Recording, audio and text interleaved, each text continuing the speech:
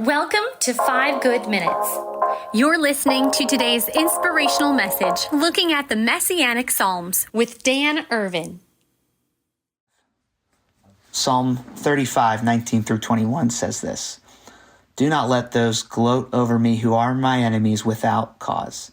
Do not let those who hate me without reason maliciously wink the eye. They do not speak peaceably, but devise false accusations against those who live quietly in the land." David's writing this and saying essentially, God, don't let them get away with this. On the run for his life. Now, have we felt that at all in our life? Have you felt that? The sting, the frustration of being misunderstood, the desire for justice. We talked about this, if you listened yesterday, being written onto our hearts. But here's the ultimate question. What do we do when our deliverance, our vindication, it doesn't come in an immediate way? People are believing false things about us, and there's seemingly nothing we can do. Well, Psalm 35, it points us to something greater than being personally vindicated. It points us to the person of Jesus. You see, David's experience, as we've seen in this whole week, looking at Psalm 34 through 35, it's not just his own, but it's a foreshadowing of what's to come of Jesus. We see it again in John 15:25. Jesus quotes this psalm, saying, "They hated me without reason." The religious leaders, they slandered him. The crowds turned against him. Even his closest friends, one of his own disciples, abandoned him. But what's striking about the life of Jesus is that he didn't fight back. He didn't demand to be proven right. He didn't retaliate or call down a legion of angels from heaven. He entrusted himself to God the Father. Philippians 2, 8 through 9 says this: "And being found in appearance as a man, he humbled himself by becoming obedient to death, even death on a cross. Therefore God exalted him to the highest place and gave him the name that is above every name." Jesus didn't need to secure justice for himself. God was able to do it for him. And the same can be true for us. The truth of the gospel, if we put our trust not in ourselves but in Jesus, so we don't have to prove ourselves. David prays in verse 24, "Vindicate me in your righteousness, Lord my God. Do not let them gloat over me."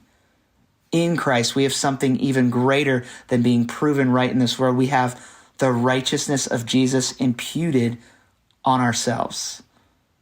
2 Corinthians 5:21, "God made him who had no sin to be sin for us, so that in him we might become the righteousness of God." We don't have to defend ourselves before the world because God has declared our righteousness. We don't have to live consumed by proving ourselves because our identity can be secure in what Jesus did. This is the ultimate vindication that we want, that we hope for. It's not being proven right before people, it's being declared right before God. So how does this play out in real life? What can this change about our everyday? Well, for one, I think it can help us stop our obsession with ourselves. If we live in a culture that's obsessed with how do we get ahead? How do we move on? How do we get what's right for us? We have this obsession with that.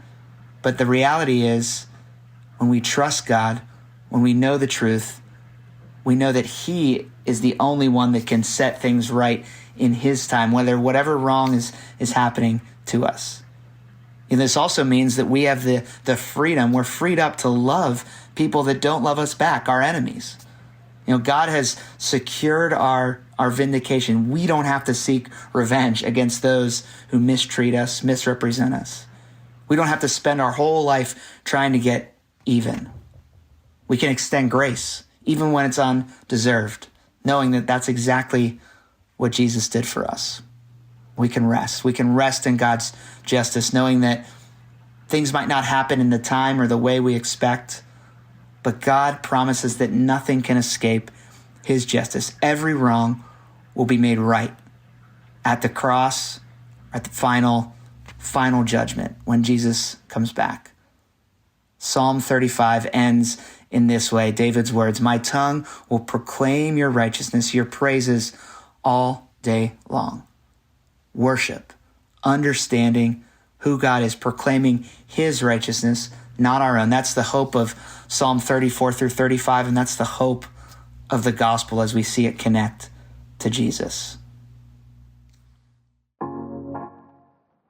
Thanks for joining us here today.